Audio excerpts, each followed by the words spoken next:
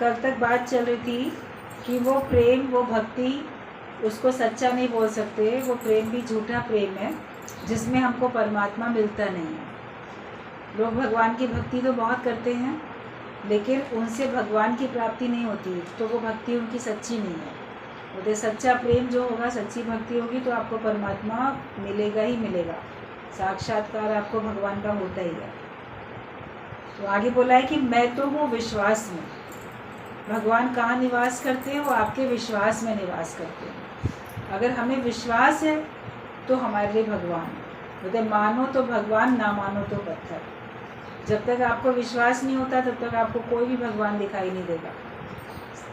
जिनको सारा संसार भगवान मानता है, जिनको अभी मूर्तियों के रूप में सब पूजा करते हैं, और उनमें से जो अवतरित होके आए, राम, कृष्ण, नानक, क्राइस्ट, जो लोग भी आए अवतरित होके, उनको भी जब तक आपके अंदर में विश्वास नहीं होगा तब तक आप उनको भगवान नहीं मान सकते। जबकि वो साक्षात परमात्मा ही अवतरित होके आए और ब्रह्म ज्ञानियों के रूप में, संतों के रूप में भगवान आते हैं। वो अपना एक अंश अवतार कहलाते हैं। तो उनका एक अंश उनमें विशेष होता है जिससे कि वो भगवान जैसा कार्य करते हैं। तो हम जब तक विश्वास नहीं होगा तब तक हम किसी को भगवान नहीं मान सकते। तो भगवान ने कहा मैं तो विश्वास में रहता हूँ, और विश्वासी का ही बेड़ा पार होता है। जब आपके अंदर में विश्वास है पक्का, तब आपका पार होगा बेड़ा। तो रखो परमात्मा में पूरा विश्वास, ज्ञान में पूरा विश्वास, सत्संग में, ज्ञान में पूरा विश्वास। और जिनसे भी हम ज्ञान सुनते हैं उनकी वाणी में भी, क्योंकि उनकी वाणी उनकी अपनी मन की नहीं होती। जो परमात्मा ने कभी शास्त्रों में अपने मुख से वर्णन करके बताया, ऋषि मुनियों ने लिखा, उसी का ही तो पूरा सार है जो हम लोग को सुनने को मिलता है। तो विश्वास रखो। तो मैं तो हूँ विश्वास में। सच में स्थित हो जाओ तो झूठ आप ही छूट जाएगा। जिसका कर्ता भाव खत्म हो गया वही आनंद में है। अगर आप सत्य में टिकोगे तो झूठ तो छूटता ही जाएगा। आप अपने घर से निकल के कहीं जाना है, कोई आपकी मंजिल है, तो जब आप वहाँ पहुँचते हो तो आपसे आपका घर छूटता जाता है ना, जहाँ पे थे, और अपनी मंजिल पे पहुँच जाते हो तो वो स्थान पूरी तरह छूट जाता है। पहले हम संसार में थे, माया में थे, असत्य है माया, लेकिन हमको हमारी मंजिल का पता गुरु देता है। तो मंजिल का पता मिल जाता है, हम उस पर चलना शुरू कर देते हैं। भगवान की तरफ कदम आगे बढ़ाओ, माया अपने आप छूटती जाएगी। लोग पहले माया से अपने को छुड़ाने के लिए मेहनत करते रहते हैं। वहीं पे खड़े होके आप माया में रह के ही माया से छूटने की मेहनत करते हो, तो कैसे वो छूटेगी? आप अपने हृदय में भगवान को बसाओ। अंधेरे को आप निकालने की कोशिश कितनी भी करो, अंधेरे में ही खड़े हो, और अंधेरे को निकालने की कितनी भी कोशिश आप करते हो तो आपका अंधेरा दूर थोड़ी होता है। लेकिन अंधेरे को दूर करना है मतलब आपको पहले लाइट जलानी है, प्रकाश की व्यवस्था करनी है। जिस तरीके से भी आप रोशनी ला सकते हो आप रोशनी कर लेते हो। आपने लाइट जलाई, आपका अंधेरा दूर हो गया। ज्ञान का प्रकाश हुआ, आपका अज्ञान का अंधेरा दूर। आप सत्य में टिके, आपसे असत्य माया छूट जाती है। उल्टा काम करता है सारा संसार। वो पहले त्याग करता है, ज्ञान बाद में लेता है। लेकिन गुरु सिखा देते हैं ज्ञान पक्का करो तो तुमसे छूट ही जाएगा। मिथ्या भाव पक्का कराता है ना गुरु। कितना पुराना एग्जाम्पल है जो रोज़ सत्संग में बताया जाता है अक्सर ही, कि कमरे में अगर टेबल पर प्लेट में मिट्टी के फल रखे हुए हैं, आपको पता नहीं है, तो आपका मन बार बार उसमें खाने में जाएगा। बड़े सुंदर फल हैं, लाओ खा लेते हैं। जिसके घर में आप गए हो, मन बोलेगा ये ऑफ़र करे, एक अंगूर का दाना तोड़ के खा लें, अच्छा केला उठा लें या सेब उठा लें, और उसको देख देख के आपको भूख भी बढ़ती है कि मिल जाए। लेकिन जिसके घर में आप गए हो और बार बार आपकी निगाह उन मिट्टी के फलों पे जा रही है, सत्य समझते हो आप तो, मगर वो व्यक्ति मित्र आपका बताता है, देखा ये फल कितने ओरिजिनल लग रहे हैं, लेकिन ये सब आर्टिफिशियल है, ये ये सब आर्टिफिशियल हैं। तुम जो हो इनको देखो, ये मिट्टी के बने हुए हैं और बिल्कुल असली लग रहे हैं। अच्छा, बिल्कुल असली लग रहे हैं। तो फिर आप देखोगे कि आपका जो उनको खाने का भाव था वो आपका तुरंत ख़त्म हो जाएगा। जैसे ही आपने समझ लिया कि मिट्टी के फल हैं, तो उसके बाद आपको अपने ऊपर ही झेंप लगेगी। अच्छा हुआ मैंने इनको उठा के मुँह में नहीं डाला, अच्छा हुआ इससे कहा नहीं कि तुम अपना ये फल मुझे दे दो खाने के लिए, ये तो मिट्टी का है। तो ये जानते हुए जैसे आपको पता चला कि वो फ्रूट्स जो है मिट्टी के हैं, तो उनको आपको खाने का विचार तो उसी समय ख़त्म हो गया। उसके बाद आपको वो दिखाई भी दे रहे हैं, आप देख भी रहे हो, आप प्रशंसा भी कर रहे हो, मगर उनको खाने का भाव नहीं आ रहा, क्योंकि आपको पता है कि ये सब मिट्टी का है, सब मिथ्या है। तो गुरु हमको दिखा देता है सारा संसार मिट्टी का है। मिट्टी से खेलते हो बार बार किसी, टूटे हुए खिलौनों से प्यार किसी, तो सब मिट्टी के बने हुए हैं। और अब दिखते भी है, ज्ञान में आने के बाद सत्य समझ में आता है, उसके बाद संसार दिखता भी है। संसार में बहुत कुछ अच्छा भी दिखता है आपको, प्रकृति इतनी सुंदर है, किसी का व्यवहार बड़ा अच्छा है, किसी के कर्म बड़े अच्छे हैं, आप सब देखते भी हो, अप्रिशिएट भी करते हो, प्रशंसा भी करते हो। लेकिन अब जगत को अपना बनाने की कोशिश नहीं करते, या जगत से अपनी भूख मिटाने की कोशिश नहीं करते कि ये चीज़ मुझे मिल जाए तो मेरे मन की भूख मिट जाए, मेरे मन की प्यास मिट जाए, क्योंकि पता चल चुका है कि वो सब है ही मिथ्या। मिथ्या भाव पक्का करने के लिए ज्ञान पक्का करना पड़ता है। ज्ञान पक्का होगा तो सब पक्का हो जाएगा। सत्य केवल एक परमात्मा है जिसका कभी नाश नहीं होता, जो तीनों कालों में सच है, वही सच है, आज भी, पहले भी, आगे भी, जो सदा रहने वाला है, एक रस एक साथ, वही सच है। तो सत्य को आप जानो और सत्य में फिर स्थित हो जाओ, फिर आप देखो झूठ आपसे अपने आप छूट जाता है, और जिसका कर्ता भाव समाप्त हुआ वही आनंद में है। मैं मेरा खत्म हुआ तो भगवान प्रकट हुआ, मैं हुआ तो खुद खुदा हुआ। जिसका कर्तापना खत्म है, हर एक को पहले बहुत कर्तापना था, मैंने ये किया, मुझे इसका फल मिलना चाहिए, मैं नहीं करूँगा तो कौन करेगा, या मैंने इतना किया, देखो किसी ने कदर नहीं की, मुझे इसका फल नहीं मिला, अच्छा किया बदले में बुरा मिला। कर्तापना आपके अंदर में है जो कि आपको परेशान करता है, जो कि दुखी करता है। अंदर से कर्ता भाव खत्म हो जाता है, फिर तो आप आनंद में जाते हो। ब्रह्म ज्ञानियों से अनेक कार्य होते रहते हैं, गुरु से अनेक कार्य होते हैं, भगवान के भक्तों से अनेक कार्य होते हैं, लेकिन सहज कर्ता भाव से नहीं। तो उनको प्रत्येक कर्म में भी आनंद आता है, और वो कर्म दूसरों को भी आनंदित करने वाले होते हैं। न उनको उलझन होती है, न किसी और को उससे कष्ट मिलता है।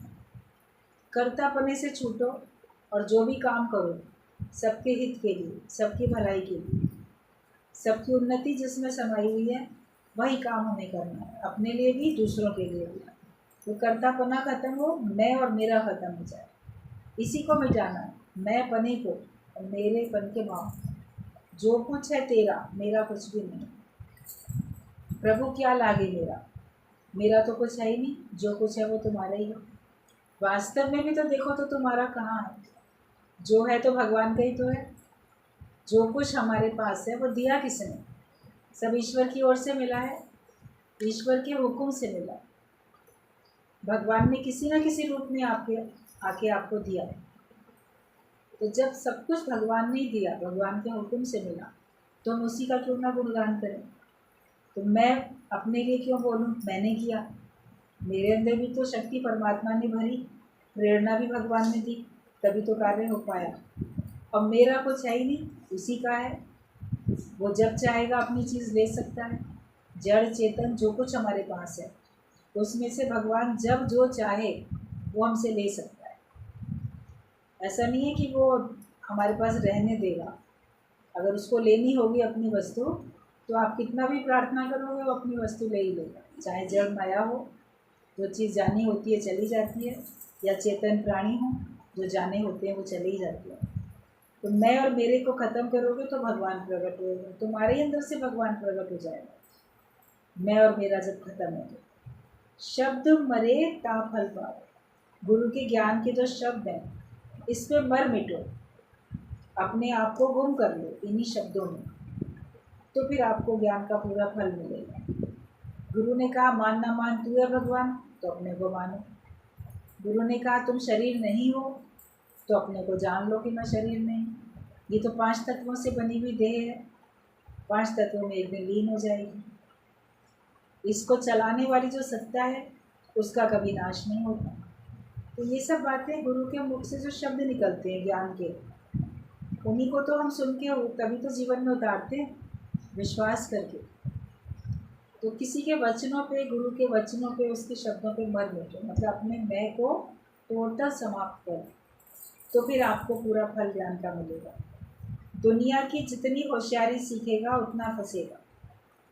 लोग संसार में बहुत चालाक होशियार बनते हैं, सोचते हैं कि मैंने अपनी चतुराई चालाकी के बल पे ये हासिल कर लिया, वो हासिल कर लिया, किसी को बातों में उलझा के अपना फ़ायदा ले लिया। हकीकत में वो और माया में धंस गया, वो और माया में फंस गया। चतुराई चालाकी होशियारी वो है जिसमें कि हमको भगवान मिल जाए। जो माया से हम छूट गए तब तो हमारी चतुराई है, और माया में ही फंसे हुए तो किस बात की होशियारी? फिर तुमको कौन बुद्धिमान कहेगा, कौन होशियार कहेगा? चतुर तो वो होता है जो परमात्मा को प्राप्त कर लेता है। इस सारे संसार में जो भगवान बिखरा हुआ है रेत में चीनी की तरीके से, चतुर वो होता है जो उसको पहचान लेता है और उसको प्राप्त कर लेता है। वो होशियारी है कि हमने इसमें से भगवान को ढूंढ ली। तो वर्ड में ही लॉर्ड छिपा हुआ है, उसको हम जान लें, पहचान लें। इसी ब्रह्मांड में तो ब्रह्म है, इसी में तो भगवान छिपा हुआ है। तो जितनी संसार की होशियारी करेंगे उतना फंसेंगे, क्योंकि लोग फिर आपको संसारिक कार्यों में उलझाएंगे। तुम बड़ी होशियार हो, मुझे शॉपिंग करा दो, तुम बड़ी होशियार हो, मेरा ये काम कर दो, ये कैसे बनेगा ये बता दो। तो फिर आप उसी में लगे रहते। जगत की जो आपकी समझदारी होशियारी थी वो आपको जगत में ही तो अटका के रखती है, ज्ञानी छूट जाता है। संसार की होशियारी उसके काम नहीं आएगी। ये भी जान लें, वो भी जान लें, ये सीख लिया, वो सीख लिया, वो सब काम नहीं आएगा। अपने को गुरु के वचनों पे कैसे मिटाया ये अगर सीखा, मन को मोड़ना सीखा, अपने को गुम करना सीखा, अपने मनों में सृष्टि की प्रलय करनी सीखी, वो हमारे काम आती है। तो दुनिया की जितनी होशियारी सीखोगे उतना फंसोगे। आशिकों की सच्ची नमाज है देह भुलाना, जहाँ ईगो निकले वहाँ अपने को मिटाओ, ड्यूटी फर्ज से ऊंचे उठो। आप कहते हो हम तो गुरु आपके आशिक हैं, हम तो भगवान के आशिक हैं, भक्त हैं भगवान के। तो जो सच्चे भक्त होते हैं, जो सच्चे आशिक अपने को कहते हैं, तो आशिकों की फिर सच्ची नमाज क्या है, मतलब भक्तों की सच्ची पूजा क्या होती है? वो है देह को भुलाना। बड़ा प्रेम है लेकिन अपने को देह मान के बैठे हैं, तो फिर आपका प्रेम तो झूठा है। यदि प्रेम चोट जिसको लगे और सूझे संसार, उसको झूठा जानिए कपटी और मक्कार। अगर प्रेम है तो उसमें तुम अपने आप को भुला सकोगे, अगर प्रेम नहीं है तो आप अपने को भूल नहीं पाओगे। प्रेम से भूले देह अध्यासा। जब प्रेम होता है सच्चा तभी हमसे अपना देह भाव भूलता है। और सच्ची पूजा भी हमारी यही है, सच्ची नमाज भी यही है कि अपने देह अध्यास को भूलें। कौन कौन अपने को देह मान के बैठा है अभी तक? जो अपने को देह मान के बैठा है अभी उसको सच्ची भक्ति, सच्ची पूजा करनी आई नहीं, अभी उसका पूरा प्रेम हुआ नहीं है, क्योंकि अभी मैं भी हूँ और मेरा भी है। ऐसी आपको प्रेम की चोट लगे कि मैं और मेरा दोनों गुम हो जाए, ये संसार की ही प्रलय हो जाए। एक बार किसी ने पूछा था गुरु जी से कि गुरु से प्रेम कैसे हो?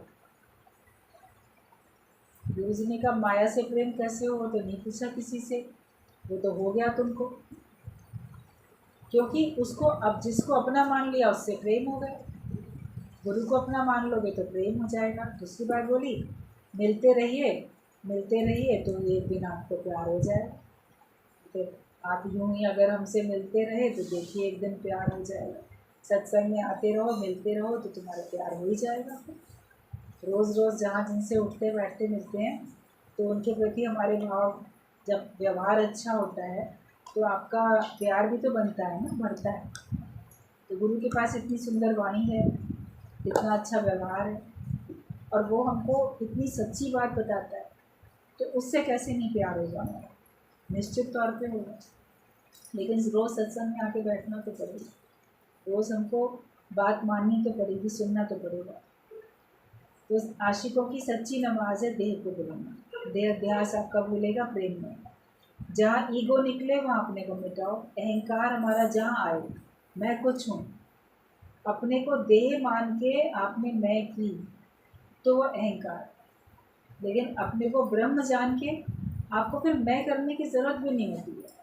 लेकिन फिर भी अगर आपने माना तो वो विशालता वाली मैं होती है, बड़ी मैं होती है, उसमें अहंकार नहीं होता, उसमें आपके बंधन नहीं होते। लेकिन अपने को देह मानने में बंधन होते हैं। तो ईगो जहाँ पे तुम्हारा अहंकार जहाँ जहाँ भी आए, पहले बात तो आए अहंकार को पहचानना सीखो। कैसे मैं अहंकार को पहचानूं? गुरु ही हमको दिखाता है, यहाँ भी तुम्हारा अहंकार है, यहाँ तुम्हारा अहंकार है। जहाँ तुमको किसी के व्यवहार से ठेस लगी, चोट लगी, कोई बात से आपको कष्ट पहुँचा, तो किसको लगा? तो तुम्हारे ईगो को, अहम को ही तो लगा ना। आपको तकलीफ हुई तो ईगो के कारण हुई, अहम के कारण हुई। ब्रह्मज्ञानी तो एक पल में जो होता है उसको भुलाते हुए चलता है। वो नहीं कहता कि मेरे दिल पे बड़ी चोट लग गई है। भले सामने कोई ऐसी बात आएगी तो उसके ऊपर वो रिएक्ट करता हुआ दिखेगा, परिस्थितियों को संवारता हुआ दिखेगा, अच्छा बनाता हुआ दिखेगा। लेकिन वो ये थोड़ी बोलेगा कि मेरे दिल पे बड़े घाव हो गए, चोट लग गई। तो ठीक है, ऐसा हुआ, मान लो आंधी आती है, ओले पड़ते हैं, बारिश होती है, आप बचाव तो करते हो ना अपना उससे। अब उसको हमेशा थोड़ी कोसते रहते हो। ये धूल आंधी बड़ी ख़राब थी, आपके घर में धूल आई, आपने झाड़ दिया उसको, अपना साफ सफाई कर ली। बारिश है, आपने अपने को बचा लिया उससे। कभी फसलों को नुकसान भी पहुंच जाता है, बहुत ओले गिरे कुछ हुआ, तो क्या किसान फसल लगाना ही छोड़ देता है? किसानी का काम करना छोड़ देता है? वो फिर उपाय करता है, और फिर ये भी जानता है कि हो सकता है ऐसा। नफ़ा नुकसान तो चलता ही रहता है, उस पर इतना डिपेंड थोड़ी हो जाता है। वो फिर आगे से मेहनत करता है। तो संसार में कुछ उतार चढ़ाव होते रहते हैं।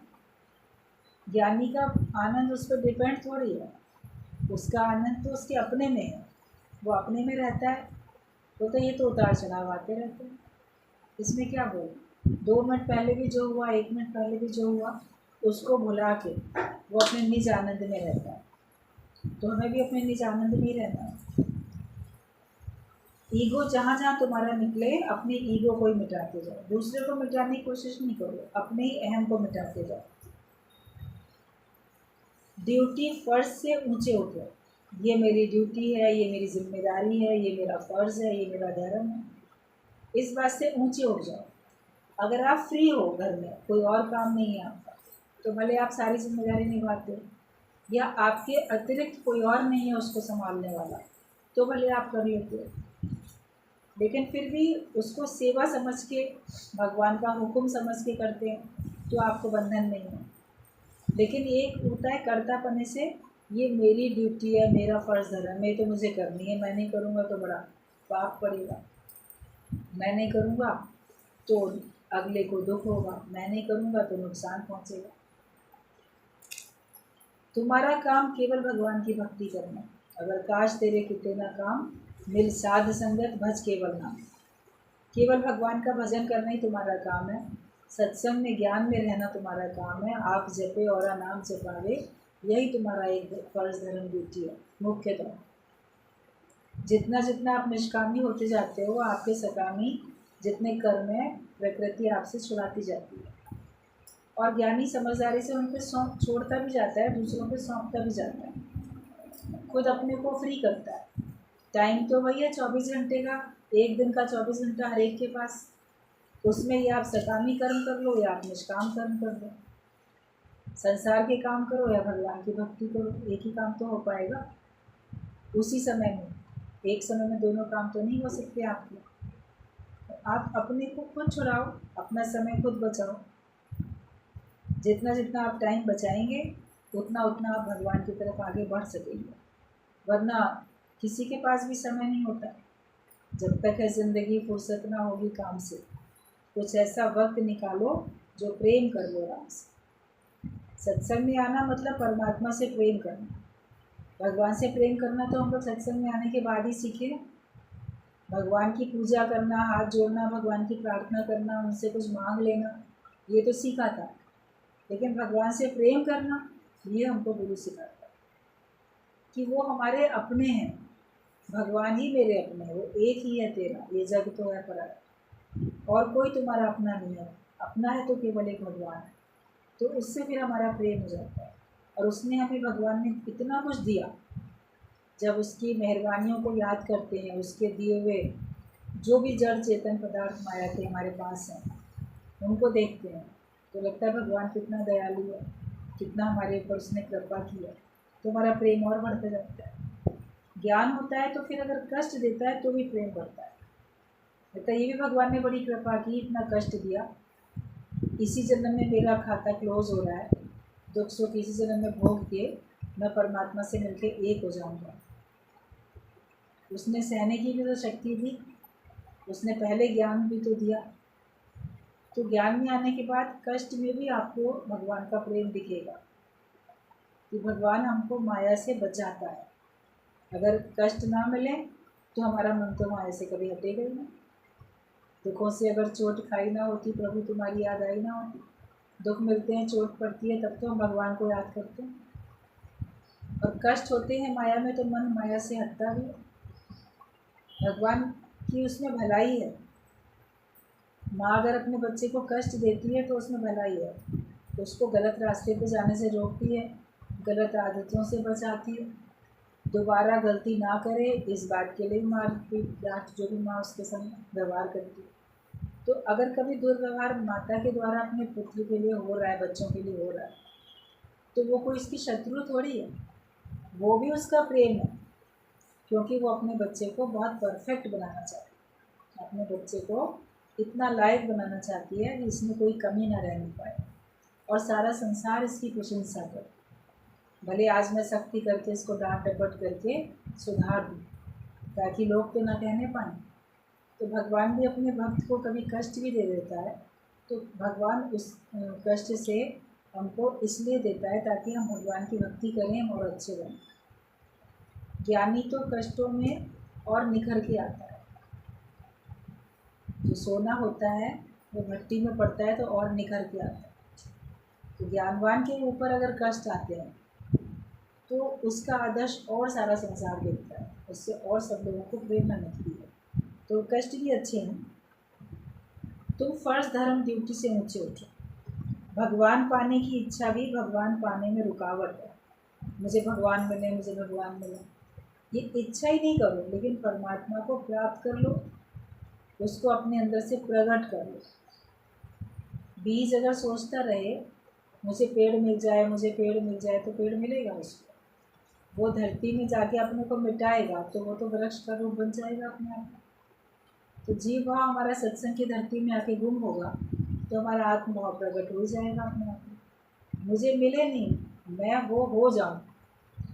जो ये आवरण है देह का ये नष्ट हो तो अंदर से ब्रह्म भाव प्रकट हो जाए। जो हमारा ईगो है वो जब चला जाएगा, when ego vanish then self shine, तो हमारा ईगो बिल्कुल समाप्त होता है, तो हमारा सच्चा स्वरूप जो है वो सबको दिखता है, तभी वो चमकता है, तभी वो शाइन भी करता है। शुभ अशुभ इच्छा का त्यागी मेरे को प्यारा। कोई भी इच्छा नहीं रखो भगवान के दर पे आके, कोई भी इच्छा नहीं। शुभ और अशुभ दोनों के त्यागी बन जाओ। You are already God. इसमें निश्चय रखना है, बाकी कोई इच्छा नहीं करनी। अब भगवान ने कहा कि तुम स्वयं भगवान, यू आर ऑलरेडी गॉड। तो अब ये सुन के कोई इच्छा थोड़ी करनी है, सुन के निश्चय करना है कि मैं ये हूँ। तो इसमें इच्छा कहीं पर भी नहीं है। मैं ऐसा हो जाऊँ ये इच्छा है, लेकिन मैं ये हूँ ये मान लेना है ना केवल, तो इसमें तो कोई इच्छा हुई नहीं। पहले इच्छा होती थी क्योंकि हम मानते ही नहीं थे, जानते ही नहीं थे। गुरु बता देता कि इसमें निश्चय करना है, बाकी कोई इच्छा नहीं रखनी है। आनंद स्वरूप तू है तो तेरा आनंद व शांति फिटती है, मतलब कम होती जाती है, खत्म होती है। घर में जाता है तो अहंकार आता है, तभी मन अशांत होता है। यहाँ सत्संग में तुम अपनी औरत या बच्चे पर क्रोध करके दिखाओ। अगर तुम सत्संग में बैठे हो और तुम्हारे परिवार के लोग भी आके बैठे हैं, तुम्हारी पत्नी है, तुम्हारे बच्चे हैं, तो गुरु के सामने उनको डांट डपट करके मारपीट क्रोध कुछ करोगे? नहीं कर सकते ना, क्योंकि वहाँ तो आपको लगेगा मैं भी गुरु का भक्त हूँ, ये लोग भी सब गुरु के भक्त हैं। अब यहाँ तो गुरु जैसे चाहेंगे करेंगे, यहाँ पे अपना अधिकार थोड़ी जमाएंगे, इसको डांटें डपटें क्रोध करें। घर में अपना अधिकार, मेरा घर है, मैं सीनियर हूँ, हेड ऑफ द फैमिली हूँ, मैं इनको डांटूँ डपटूँ। मगर गुरु के दर पे तो तुम खुद ही गुरु के बच्चे, और वो भी सब गुरु के ही। गुरु के सामने तुम नहीं कर सकते किसी की डांट डपट, किसी को क्रोध, अपने फैमिली वालों को भी नहीं कर सकते। तो लेकिन घर में जाते हो तो मेरा घर है, मेरे लोग हैं, गलती कर रहे हैं। गुरु जी बोलते थे अपने घर में जाओ, वहाँ भी ऐसे जाओ जैसे गुरु के घर में गए। कभी आप गुरु के घर में जाते हो, जहाँ गुरु का निवास है वहाँ आप जाते हो, तो वहाँ पे अगर कोई व्यवस्था में आपको गड़बड़ दिखती है, तो क्या वहाँ के सत्संगियों से या गुरु के घर के लोगों से, गुरु से क्रोध करते हो क्या? ये कैसा यहाँ डाल रखा है, ये क्यों व्यवस्था नहीं बनाई है? आप चुप रहते हो या आप उसको ठीक कर देते हो? ये कुर्सी टेढ़ी रखी थी, मेज़ टेढ़ी रखी थी, इसको सीधा कर दिया। अच्छा, इस पर टेबल क्लॉथ टेढ़ा बिछा था, हमने ठीक कर दिया। कहीं नल खुला है, उसको बंद कर दिया। जो अगर मान लो व्यवस्था में कोई गड़बड़ी आपको दिखती है गुरु के दर पे जाके, उसके घर में, तो वहाँ चुपचाप बल्कि ठीक कर देते हो। तो अपने घर में भी अगर जाओ और वहाँ पे आप देखो किसी ने कपड़े ऐसे फैला के रखे हैं, किसी ने गीला तौलिया बिस्तर पे डाल दिया, किसी ने कुछ कर दिया, तो आप चुपचाप उसको ठीक करते हुए चले जाओ। क्रोध क्या करना? समझा दो अपने घर के लोगों को, समझ में आएगा तो ठीक है, नहीं समझ में आता है, आपसे हो सकता है तो आप कर दो ठीक। और फिर गुरु जी बोलते थे तुमसे भी अगर ना हो पाए तो तुम भी आँख बंद करके चादर ओढ़ के लेट जाओ। तो लोग ठीक है, जब औरों को नहीं दिखता है तो मुझे ही क्यों दिखे? मैं भगवान देखूँ, मैं अपने काम में लगूँ, मैं क्यों दूसरा काम अपना सर पे ज़बरदस्ती हो जाए? इसने ये ठीक नहीं किया, उसने वो ठीक नहीं किया। उसका सामान, उसका चीज़, तो वो उसका कमरा, उसकी कॉपी किताबें, वो अपने आप ठीक करेगा। नहीं करेगा तो अपने आप उलझेगा, अपने आप परेशान है। आप प्यार से समझा सकते हैं। किस उम्र तक आप बच्चों को समझा सकते हैं? जब तक उनकी समझने की है उम्र, तब तो आप सख्ती से समझाते नहीं हैं। बाद में उनको समझाने की कोशिश करते हो तो वो समझते नहीं। समझाने का काम तो शुरू में ही करना है ना, जब वो बिल्कुल छोटा बच्चा है, उसको अच्छे बुरे की पहचान नहीं है, उसको सही गलत की पहचान नहीं है, क्या करना चाहिए क्या नहीं करना चाहिए उसको पता नहीं है, तब आप समझाओ।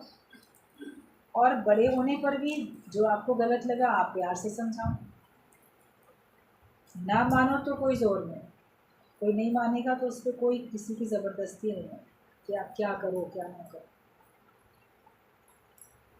तो घर में जाते हो तो तुम्हें अहंकार आता है, तभी तुम्हारा मन अशांत होता है। तुम 24 घंटे भगवान को जहाँ तहाँ देखोगे तो फिर कभी विकार नहीं आएंगे। To see God is to be God. भगवान देखना ही भगवान होना हो जाता है। जब आप सबको भगवान देखोगे तो आप स्वयं भी भगवान हो जाओगे। जब तक आप अपने को भगवान नहीं देखते तब तक दूसरे को भी नहीं देख पाते हो, और जब दूसरे को देखने लगते हो तो आप अपने को भी देख पाते हो। गुरु को भगवान करके देखा तो आप अपने को भी देख पाओगे, या अपने में भगवान देखा तो आप उसमें भी देख पाओ।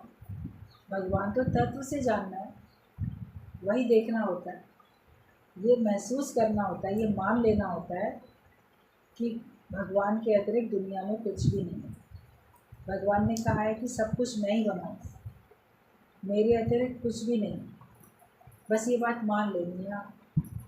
नाना रूप धरे बहुरंगी, अलग अलग रूपों में जड़ चेतन, अलग अलग रूपों में भगवान ही तो है, ये पक्का करो बस केवल। To see God is to be God, केवल अपने को आत्मा जाना और किसी को दोस्त और दुश्मन देखा तो ये राइट नहीं देखा। एक बच्चे को मारा क्योंकि सामने वाले ने भगवान नहीं देखा।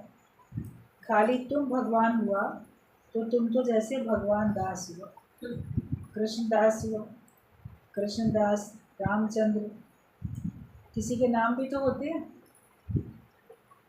लोग अपने बच्चों का नाम भगवान के नाम पे रखते हैं, तो वो तो केवल एक नाम हो गया, लेकिन अपने को उस भगवान पने में तो नहीं लाते ना वो बच्चे।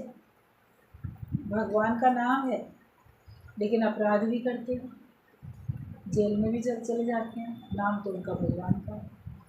उन्होंने भगवान पने में अपने को नहीं लाए, गॉडहुड में नहीं लेके आए, तो वो तो केवल नाम रखना हो।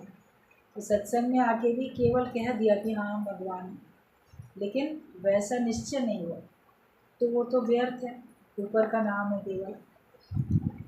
तो तुम जब तक सब में भगवान नहीं देखोगे तब तक तुम खुद भी भगवान हो नहीं सकते। अगर भगवान है तो सभी जगह भगवान है। भगवान के अलावा और किसी की कोई हस्ती नहीं है। जो सर्वत्र व्यापक है वही भगवान। मुर्दे में भी आत्मा है, बाकी तू कहाँ भगवान देखेगा नहीं। इस बात में लोगों को जब सुनते थे तो बहुत संशय आता था, अभी भी आता है। ये मुर्दे में आत्मा कैसे हो सकती है, मुर्दे में तो आत्मा निकल गई। लेकिन सूक्ष्म अर्थ गुरु बताते हैं, एक तो शरीर है और एक शरीर में जो आपका अहम है, देह से जुड़ा हुआ जो आपका भाव है, जो अपने को नाम मान के बैठे हो, वो जीवात्मा है। और एक आत्मा है जो कि परमात्मा से जुड़ा हुआ है। शक्ति वो ही है, जैसे एक ही बीज के दो पार्ट हो जाते हैं। एक हिस्सा देह से जुड़ा है मान लो आपका, एक हिस्सा भगवान से, आत्मा से, परमात्मा से जुड़ा हुआ है। सत्ता जो चलाती है सबको, परमात्मा की सत्ता, आत्मा सो परमात्मा, भगवान ही सबको चला रहे हैं, आत्मा की शक्ति से ही हो रहा है। लेकिन जो अपने को भगवान से अलग मान के अपनी एक अलग सत्ता बना के बैठा है जीव, उसका भी तो अपना अस्तित्व है। वो ही तो जन्म लेता है, जन्म मरण के चक्कर में 84 लाख योनियों में वही आता है, क्योंकि वो कर्म करता है।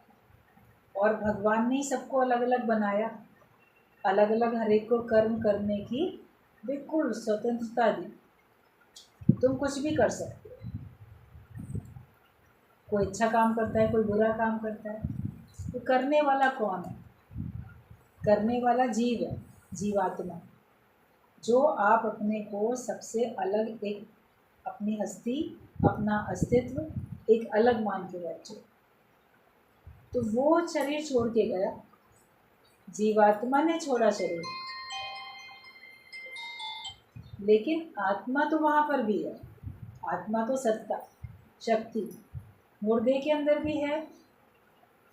कुछ समय तक तो जैसे मुर्दा हो जाता है तो डॉक्टर अगर कोई बोलते हैं देह के अंग दान करने के लिए, तो उस मुर्दे शरीर से भी आपकी आँखें, लिवर, किडनी, क्या क्या सब निकाल के ट्रांसप्लांट कहीं और कर सकते हैं। आपके शरीर में वो, मुर्दे शरीर में वो काम नहीं कर रहा है, लेकिन मुर्दा शरीर से निकाल के किसी जीवित को लगा दिया गया तो वहाँ वो काम करने लग जाता है। तो शक्ति तो उसमें है ना,